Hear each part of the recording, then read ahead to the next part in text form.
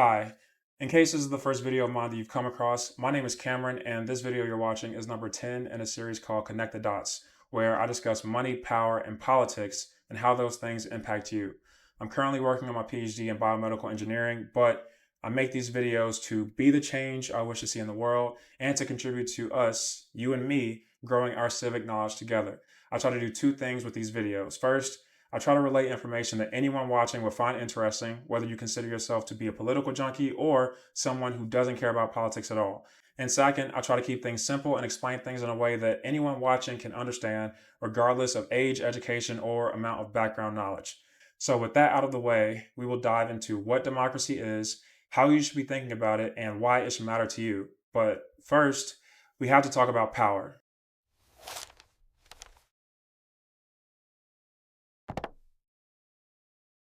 This video series is about money, power, and politics, and I've explained the money and the politics, yet I haven't really talked about power. But power is what this whole series boils down to.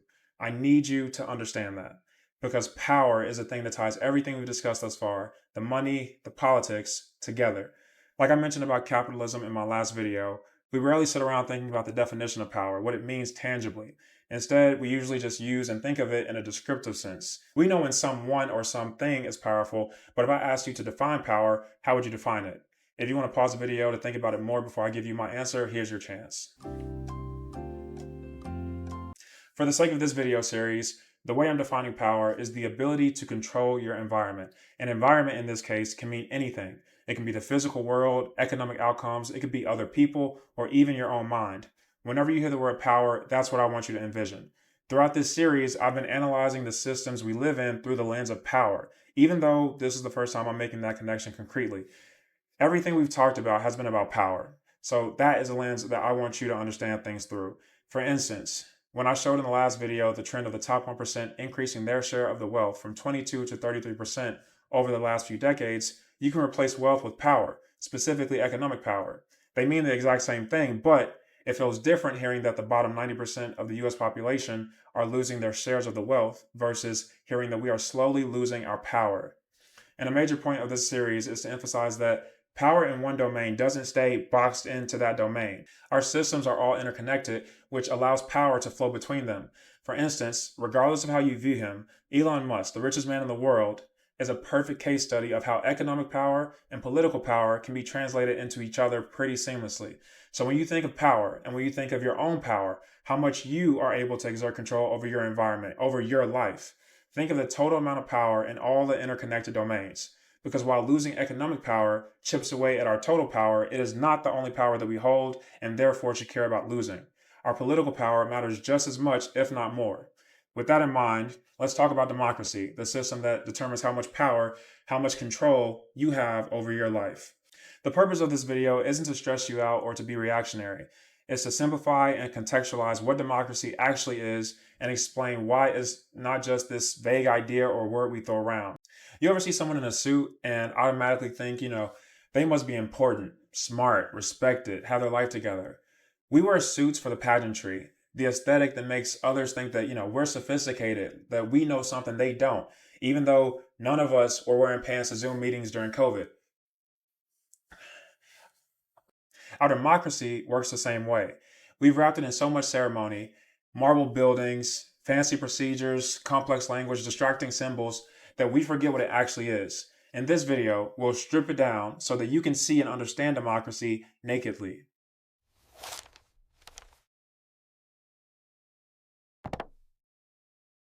For most of human history, if you were born a regular person, your life was not your own. Under European feudalism from roughly 800 to 1500 AD, if you were a serf, which most people were, you were legally bound to the land. You couldn't leave without permission, you couldn't choose your profession, you worked the Lord's fields and gave him most of what you produced. When he needed soldiers, your sons went to war. When he needed money, you provided it. If he died, his son inherited you along with the property. This wasn't unique to Europe. Similar systems existed worldwide, different names but the same power structure. A tiny group controlled everyone else's environment, while regular people had virtually no control over their own lives. But consistently, people kept trying to break out of these systems, and sometimes they succeeded in building something different, a fact which gets us to our current state. In 1215, English barons forced King John to sign the Magna Carta, a document establishing the revolutionary idea at the time that even kings were not above the law. In the 1640s, English commoners fought a civil war against their king and executed him, briefly creating a republic. The 1688 Glorious Revolution in Britain limited royal power permanently and led to Parliament, representatives chosen by at least some of the people, similar to Congress, having supremacy over the crown. The American colonists fought a revolution because they got tired of having their environment controlled by people they had no voice in choosing. No taxation without representation was more than a slogan. It was a fundamental challenge to the power structure that had dominated the Western world for centuries. And that's the ongoing story of democracy. It's been a centuries long struggle to expand the circle of who gets to have power over their own life. Every expansion, from no longer being required to own property to vote, to women's suffrage, to civil rights, has been a fight by people who were tired of having no power, no control over their environment, no say in how they get to live their lives. That human drive for self determination is what powers democracy. But let's take a moment to think about the mindset of rulers in hierarchical systems. If you're a king claiming divine right, you don't want people to believe that they have power, because that would be a threat to your power. You need them to believe that inequality is natural, that your authority over them comes from God, and that questioning the system is morally wrong. You want them focused on daily survival, not on organizing to change who makes the rules. This is why democratic ideas were so threatening when they finally broke through during the European Enlightenment. When John Locke argued in 1689 that government should exist through the consent of the people it governs, he wasn't just proposing a theory, he was challenging the foundation of how power had worked for centuries. Thomas Jefferson borrowed that idea in 1776 when writing the Declaration of Independence, where he wrote, "Governments are instituted among men, deriving their just powers from the consent of the governed. Hence, America was born."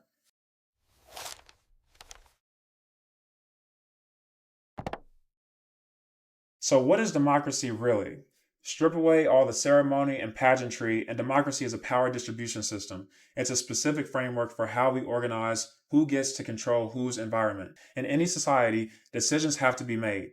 Where do we build roads? How do we handle crime? What do we do about healthcare? How do we respond to threats? What laws will we set? These decisions control everyone's environment. They determine how you get to live your life. The question is, who gets to make those decisions? For most of history, the answer was simple. Whoever had the most military power, whoever inherited the throne, whoever claimed divine authority. Democracy says something different. The people whose lives are impacted by these decisions should be the ones making them, which is a relatively radical idea in the context of human history. Now, I know America isn't a pure democracy where everyone votes on everything directly, or a representative democracy, what some people call a constitutional republic. The key word there is representative. We elect people to go make decisions on our behalf. The Constitution sets up the rules and the limits, but the core democratic principle remains. The government's power comes from us, the people. Its power derives from its control of resources that we, the people, provide and our implied consent. But let's park here for a second and talk about the government, because I think this is important. Oftentimes, I hear people talk about the government as if it's some separate entity from us that exists in secrecy behind closed doors with its own nefarious intentions and too much authority. Or I'll hear people criticize the government while praising the people in control of it. I want to make this clear. The government is simply us, our collective power within a society, organized and channeled through institutions. Think of it like Thor's hammer. The hammer itself is incredibly powerful, but it can't do anything on its own. On its own, it's not good or bad.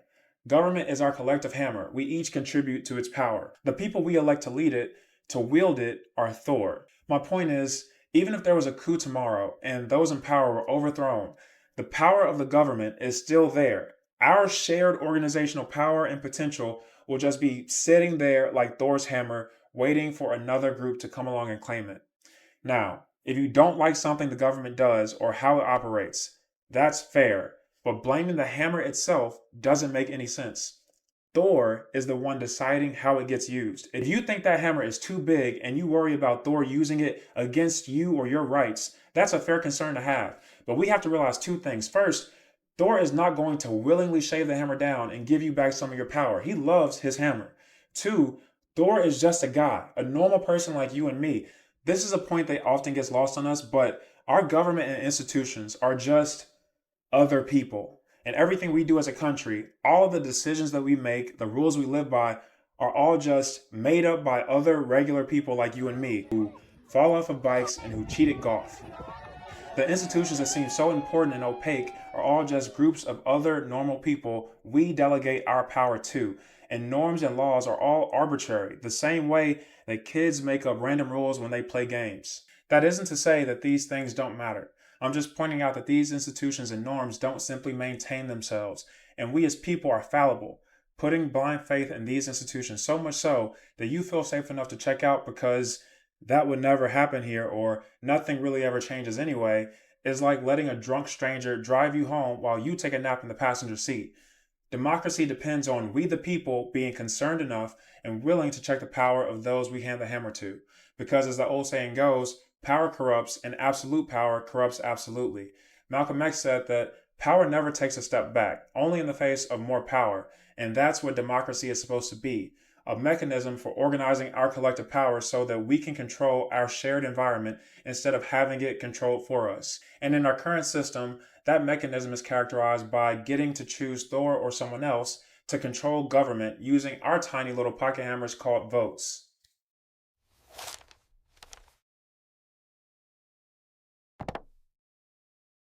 Now, I want to address a few things. First, a lot of people feel that voting is futile and doesn't change much. To them, the vote holds little power. And to be honest, that is in large part true, but only under specific conditions. First is when we as citizens either don't vote or vote based on incomplete information or cultural identity instead of our actual interests. When this happens, we very literally simply hand our power back to the government and more directly to the economically powerful people who pay billions of dollars to manipulate us to vote for candidates who will benefit them.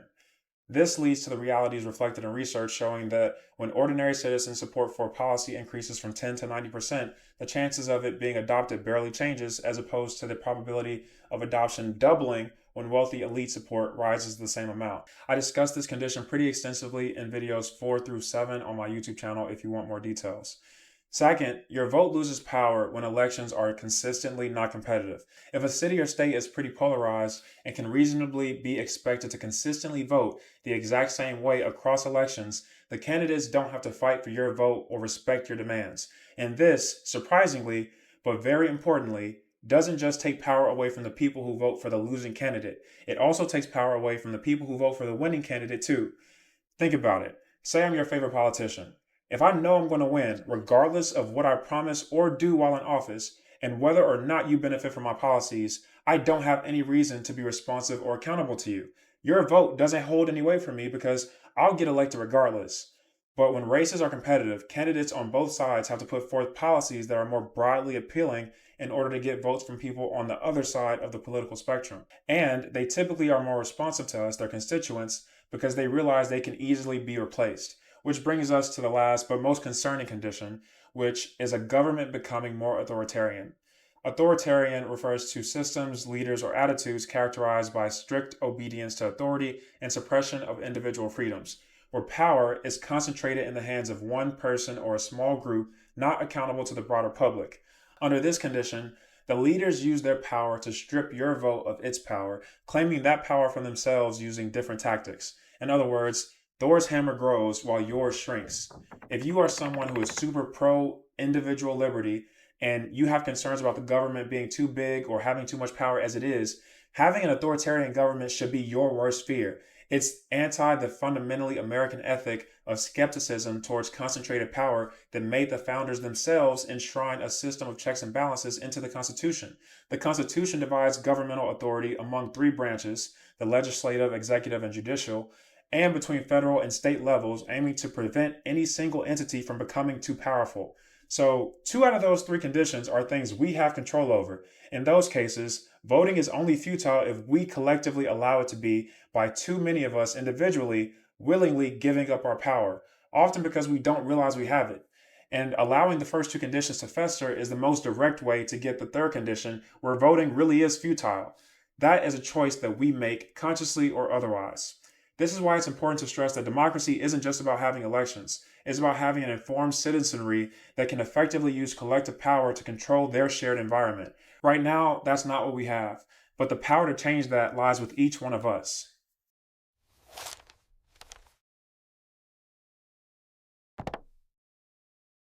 You've probably heard about the metaphor about the frog in boiling water.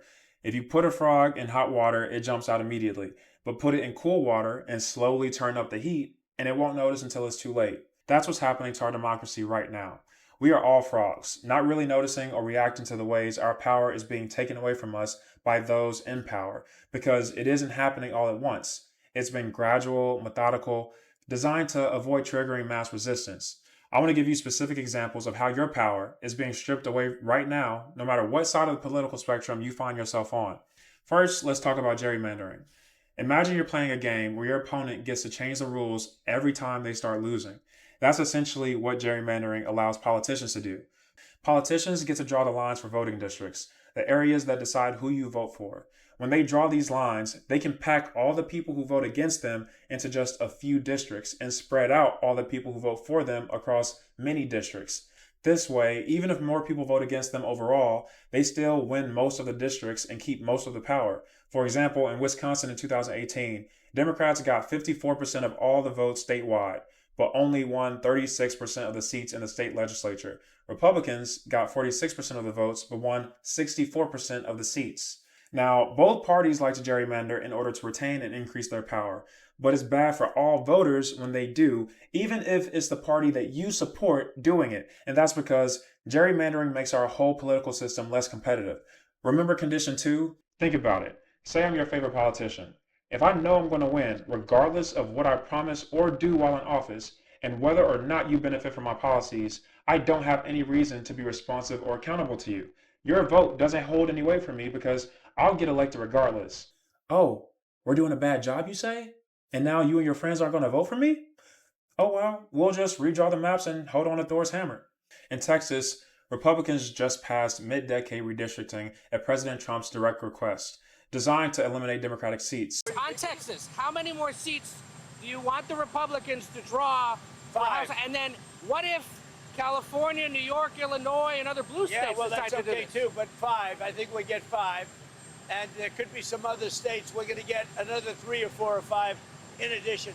Texas would be the biggest one, and So that'll be five. are you calling then for a complete redrawing of the congressional map ahead of next year? Just a very simple redrawing. We pick up 5 seats. But we have a couple of other states where we'll pick up seats also.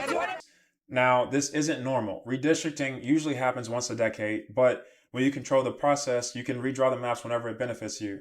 And that's what the Texas Republicans did in order to maintain or expand their slim majority in the House for the upcoming 2026 midterm and future elections. This is cause for concern because now Democrats and Republicans across the country will try to follow suit to protect their own power, but all the while, they are both just taking more power from us in doing so.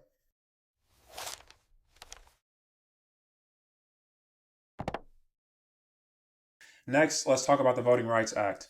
To understand what's happening now, you need to know what we had and what we've lost. The Voting Rights Act of 1965 was arguably the most effective civil rights law in American history. It was passed after decades of Southern states using different tricks to prevent Black Americans from voting: literacy tests, poll taxes, grandfather clauses, and outright violence. The Act's most powerful tool was Section 5, which required jurisdictions with a history of discrimination to get federal approval called pre-clearance before changing any voting laws. Section 4B contained the formula that decided which jurisdictions were subject to pre-clearance. Hint, jurisdictions that used tests or devices and had low voter registration or turnout from the 1960s into the 1970s.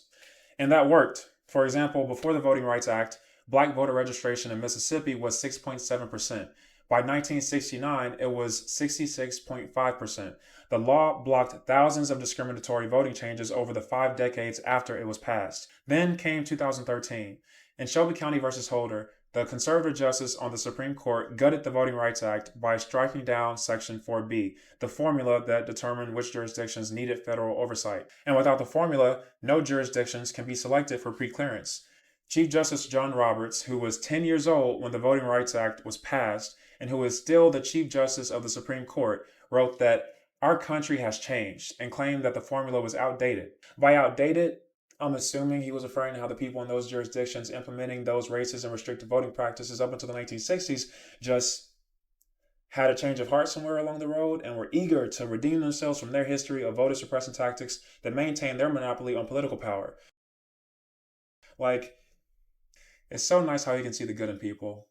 On the other hand, liberal Justice Ruth Bader Ginsburg dissented that striking pre-clearance because the voter suppression that it was blocking wasn't happening is like throwing away your umbrella in a rainstorm because you are not getting wet.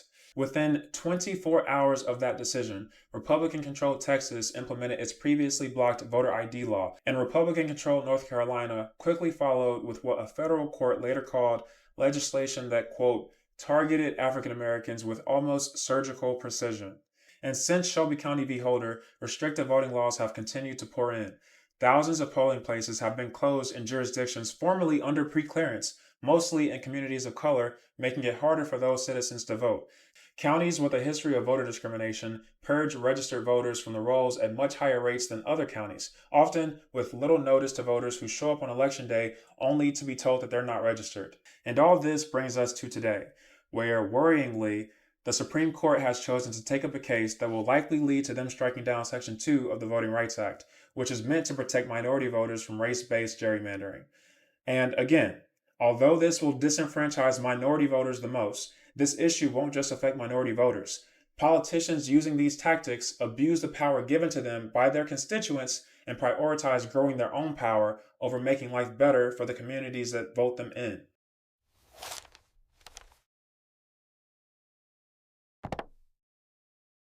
Lastly, we have to discuss this. And they say, we don't need him, freedom, freedom. He's a dictator, he's a dictator. A lot of people are saying maybe we like a dictator. I don't like a dictator. I'm not a dictator. I'm a man with great common sense and I'm a smart person. President Trump made these comments recently while deploying the military to civilian Democrat-run cities, as he calls them. Let's just analyze what techniques and strategies he's employing here, because this should be sending sirens off on both sides of the political spectrum in this here free country of America. While Trump assures us that he's not a dictator, he does seem to be using tactics that dictators use. I will serve as your example dictator to explain the strategy. So first, I'd float the idea, an idea that no reputable person is saying, through indirection to get the thought into people's minds, by phrasing it as a lot of people are saying, I distance myself from the accountability and weight of the suggestion while also normalizing the once unthinkable idea that Americans might want autocratic rule. I mean, a lot of people are saying it, so it must not be that bad. Maybe you're just one of the nerds who disagrees. Then the next day, I double down. So the line is that I'm a dictator, but I stop crime. So a lot of people say, you know, if that's the case, I'd rather have a dictator. But I'm not a dictator. Most people say, if you call him a dictator, that if he stops crime, he can be whatever he wants. I'm not a dictator, by the way. I'd operate in the gray area of plausible deniability to test the waters of anti-democratic sentiment while claiming that I never meant it seriously. If I get questioned on it, I can always say, I never said that. People were saying it. And at the end of this process, I eventually end up with a bunch of boiled frogs by gradually acclimating people to ideas that would have horrified them if I proposed them directly. What's more concerning is that polling shows that younger generations who haven't witnessed the real world consequences of authoritarianism are increasingly open to authoritarian alternatives. This isn't because they are inherently less democratic. It's because younger generations have not yet seen with their own eyes what authoritarians look like in practice and what it actually feels like to be powerless under such a system. These trends should worry you regardless of which side you're on, because once these precedents are set, they can be used by anyone who gains power, and ultimately, you lose your power. You're not just losing the ability to influence this administration, you're losing the structural power to influence any future administration. But wait, don't leave me. Don't get overwhelmed. Take some deep breaths. I want to convince you that you are not powerless and tell you what you can do at this moment to exercise your power.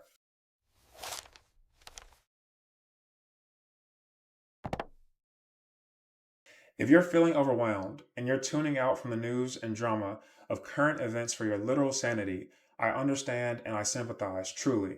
But what I would stress to you is that closing our eyes and covering our ears won't stop us from getting robbed. You can protect your immediate peace by tuning out, but you're mortgaging your long-term peace. You're mortgaging your kids' future. Our silence isn't neutral. It's a choice that benefits whoever is still speaking. And trust me, I know it's difficult because keeping up with and talking about these things in my normal life and then making videos about them is taxing on my soul.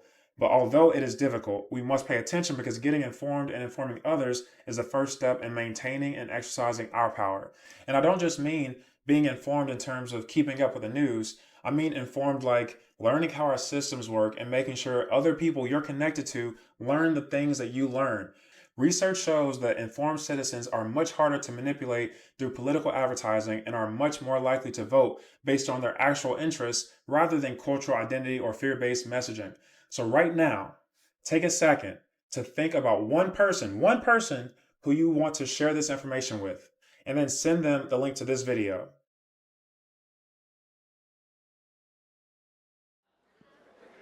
Don't worry, I'll wait. If you feel this message is important, tell them to watch the whole thing. I emphasize this in all of my videos. The lowest effort, highest returns, most bang for your buck thing we can do is get informed and inform others. Talk about these issues with people in your life. Break the silence that allows these patterns to continue. Every once in a while, be like my guy Jaden. Dude, like, oh my God, like, can we talk about like the political and economic state of the world right now? Yes, Jaden. Yes, we can. Let me be clear about something. This is your country. I don't care whether you consider yourself a patriot or you hate it here. The fact remains you live here. You work here. You pay taxes here. The decisions being made in Washington affect whether you can afford housing, healthcare, education, and so on. This system belongs to you as much as it belongs to anyone else. You have ownership. You have rights that people have fought and died for. You have power that previous generations could only dream of. The alternative to using your power is losing it, and not temporarily, but permanently, because the people who are actively working to concentrate wealth and influence aren't planning on taking a break. Democracy isn't a spectator sport. It's not something we get to sit back and enjoy. It's something we participate in creating every day through the choices we make about how informed we are, how engaged we are, and whether we use the power we have. And different choices can produce different outcomes. So wake up, recognize your power, and use it. Thanks for watching.